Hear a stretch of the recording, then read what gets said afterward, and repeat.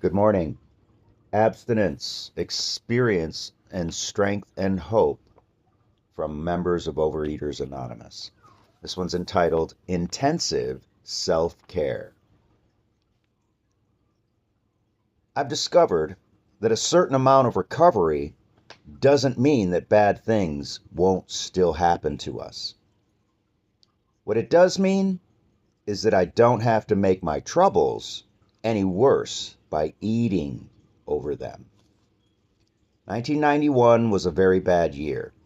3 weeks into it, my mother was hospitalized, and I flew back to New York with just enough clothes for a few days and a funeral. Instead, I wound up spending 3 weeks in a waiting room outside an intensive care unit. During my hospital vigil, I wasn't able to prepare any meals for myself, yet I was able to eat abstinently the whole time. I ate in restaurants, relied on others to bring in food, and lots of takeout meals. I don't ban any foods, but I do try to make the most of my choices. I try to make most of my choices healthful.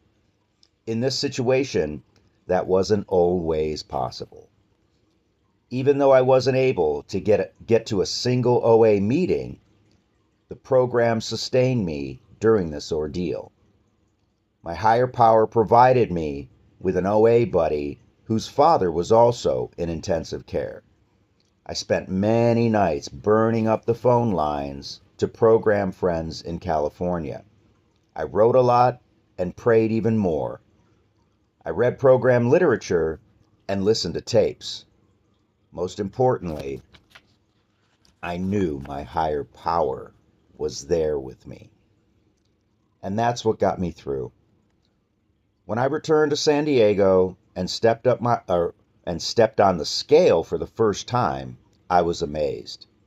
Despite weeks of inactivity and stress, my weight hadn't changed.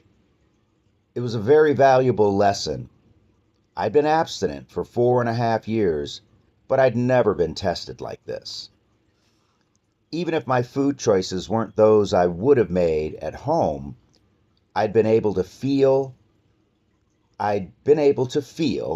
participate in life, and be there for my family.